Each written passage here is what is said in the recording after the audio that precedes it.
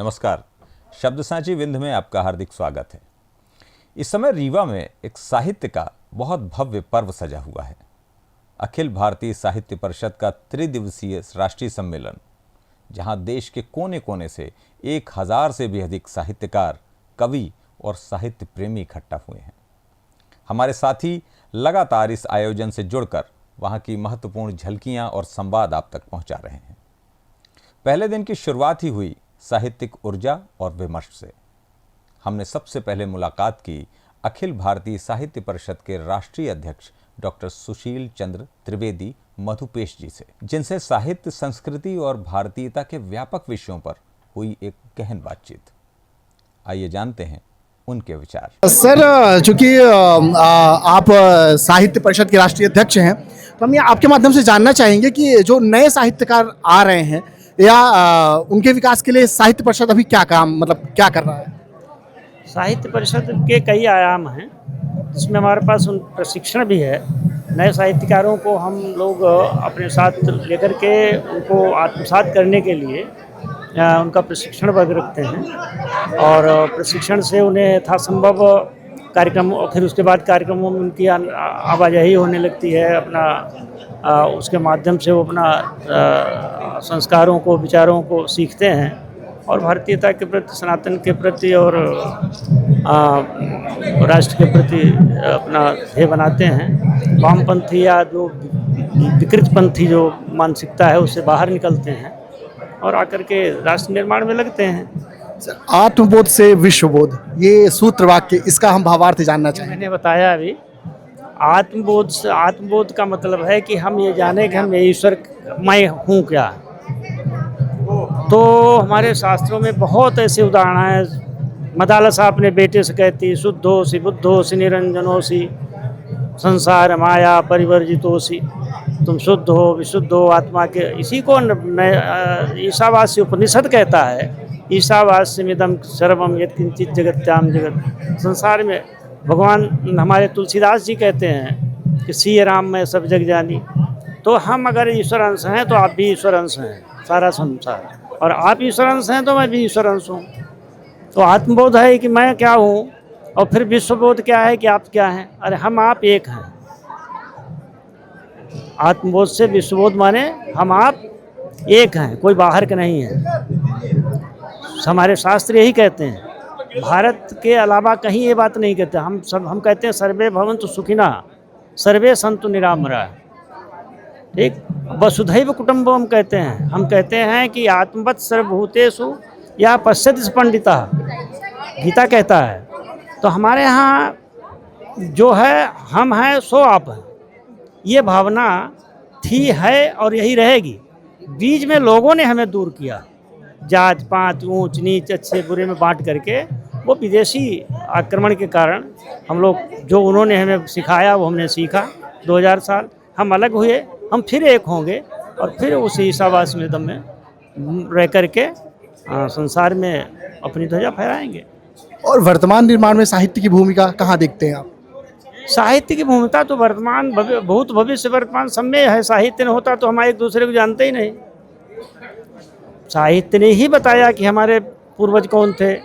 साहित्य बताएगा कि कल आगे 1000 साल बाद, 2000 साल एक युग बाद क्या होने वाला है। साहित्य समाज की सामाजिकता को अक्षुण्ण रखने की एक सीधी लीक है और कोई उसके अलावा कोई सहारा ही नहीं है, आधार ही नहीं है। सर, हम आपके माध्यम से ये जानना चाहेंगे, जैसे जो आंचलिक भाषाएं हैं, जैसे हमारी बघेली हो गई, तो इसके विकास के लिए, उसके लिए क्या साहित्य परिषद ऐसा कुछ कार्य कर रहा है या भविष्य में करने की योजनाएं हैं, हम जानना चाहेंगे। हमारे साहित्य परिषद की एक ही कल्पना है कि जो बोली, हर बोली पुष्ट हो और हर भाषा पुष्ट हो, हर लिपि पुष्ट हो। और ये सब हमारी जितनी अपनी भाषाएं हैं, जिस हमारी अपनी है, जो जिस भाषा में बोलता है, जिस भाषा में एकदम वो चीखता है, जिस भाषा में छींकता है, जिस भाषा को बोल करके वो पहली आवाज़ अपनी माँ के लिए बुलाता है, बच्चा सीखता है, वही हमारी आंचलिक भाषा, वही प्रथम भाषा है।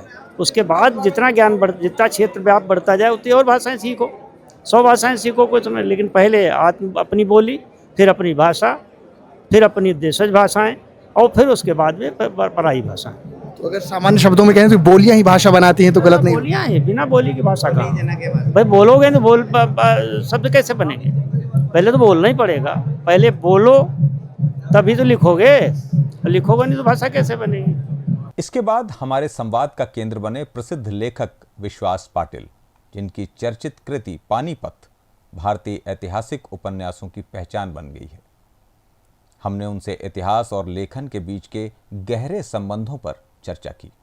आइए जानते हैं। जैसे सर आपने कहा कि पानीपत के परिप्रेक्ष्य में कहा, तो अगर हम ऐतिहासिक उपन्यास लिखते हैं कोई, तो हम कैसे उसको जो है तो ऐतिहासिकता और कल्पना में कैसे मौलिक अंतर कर सकते हैं? नहीं, क्या मैं शुरू में मैं जैसे मानता हूँ, मैं ऐतिहासिक उपन्यास को मैं निराला नहीं मानता या डिफरेंट नहीं मानता। ये ऐतिहासिक उपन्यास रहे या यथार्थवादी उपन्यास, ये मानवों की कहानी होती है। बेसिक ह्यूमन इज़ इम्पोर्टेंट और उसके जो रिलेशंस है वो इम्पोर्टेंट है। तो उसी तौर पे जब मैं ऐतिहासिक उपन्यास पर काम करता हूँ तो बहुत मैं समय लगाता हूँ। और वो जैसे कि पिकलिंग होता है ना, कहीं आप पिकल लाता है, वो ज़्यादा दिन रहने से उसको एक महक आ जाती है। वैसे ही जब आप उस सब्जेक्ट के साथ जीते हो, उस सब्जेक्ट के साथ मन में रखते हो, दिन कटाते हो, तो बहुत दिनों के बाद आप उन किरदारों से बातें करना शुरू कर देते हो। तो अपने आप एक बनती है बात, लेकिन वो समय बनने लेती है, वो ऐसे टेक्निकली तुरंत नहीं बन जाती। सर आपने अपने उपन्यास पानीपत में एक तरह से देखा जाए तो भाऊ को, मतलब जैसे भाऊ को पानीपत का मेन वो माना जाता है, तो आपने उनको कहीं काफ़ी ज़्यादा मतलब क्लीन चिट जैसे दी है, तो आप नहीं, क्लीन चिट की बात नहीं। आपने बहुत अच्छा सवाल किया। जब मैंने शुरू किया था पानीपत उपन्यास लिखने का, तब भाऊ was my villain, strong villain. लेकिन उसके बाद जब मैं जैसे डीप स्टडी करता रहा, जैसे ज़्यादा ढूंढता रहा कागजात, और वो सब कागजात और वो एविडेंस ढूंढने के बाद मुझे ऐसा मालूम पड़ा कि उस ज़माने में जितनी उनके पास उपलब्धि थी, जितना वो कर सकते थे, वो कोई भी इंसान इतना नहीं कर सकता, नहीं लड़ सकता। ऐसा जंग उन्होंने छेड़ा था बहुत कठिनाइयों के बावजूद भी। और अनजाने वो मेरा खलनायक हीरो बन गया। खलनायक हीरो बन गया। और सबसे इम्पोर्टेंट बात सर, इतिहास आज में क्या भूमिका निभा सकता है? आज को बनाने में, आज वर्तमान समाज को बनाने में क्या भूमिका निभा सकता है? मुझे लगता है कि इतिहास से बहुत बातें हम सीख सकते हैं। क्या हो गया कि आजकल हम रील से यात्रा बंद हो गई, रील से पढ़ाई बंद हो गई, ये कंप्यूटर से। ये मुझे ऐसा लगता है कि बच्चों के हाथ से मोबाइल निकालना चाहिए कम से कम 2 घंटा तो।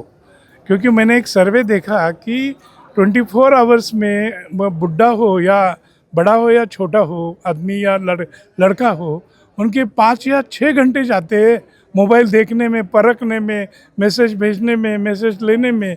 तो वो कट करके 2-2.5 घंटा कंपल्सरीली पढ़ाई करनी चाहिए। इसके साथ ही राजस्थान, महाराष्ट्र और उत्तराखंड से आए साहित्यकारों ने भाषा, संस्कृति और समाज के अनेक आयामों पर अपने विचार हमसे साझा किए, जहां विविधता के बावजूद भारतीयता का एक सूत्र हम सबको जोड़ता है। नमस्कार सर, सबसांची विंध्य में आपका स्वागत है। सर आप कहाँ से आए हैं? मैं कोटा राजस्थान से चित्तौड़ प्रांत से हूँ और मैं चित्तौड़ प्रांत का अखिल भारतीय साहित्य परिषद का प्रांत का अध्यक्ष हूँ। हमारे प्रांत से 45 लोग आए हैं और पूरे राजस्थान से 90 लोग आए हैं। ये अखिल भारतीय साहित्य परिषद का 17वां राष्ट्रीय अधिवेशन है और यहाँ हम आत्मबोध से विश्वबोध पर विभिन्न सत्रों में 9 तारीख 2 बजे तक चर्चा करने वाले हैं। और ये विषय जो आत्मबोध से विश्वबोध है, ये पूरे साहित्य परिषद के द्वारा पूरे देश में विमर्श का विषय बनाया जाने वाला है, जिससे व्यक्ति अपने स्वयं को जान सके, भारतीय मूल्यों को, परंपराओं को जानते हुए भारत को मजबूत कर सके और जन जन में भारत प्रथम है ये भावना पक्की हो सके। इसको लेकर अखिल भारतीय साहित्य परिषद अपने विभिन्न संगोष्ठियों के माध्यम से, विभिन्न पुस्तक प्रकाशनों के माध्यम से यहाँ अधिवेशन से जो ऊर्जा लेकर जाएगी, पूरे राजस्थान में नहीं पूरे देश के प्रांतों में उस ऊर्जा से काम करेगी, जिससे हमारा भारत देश सत्यम शिवम सुंदरम का जो हमारा ध्येय वाक्य है उसकी प्राप्ति और पूर्ति कर सके।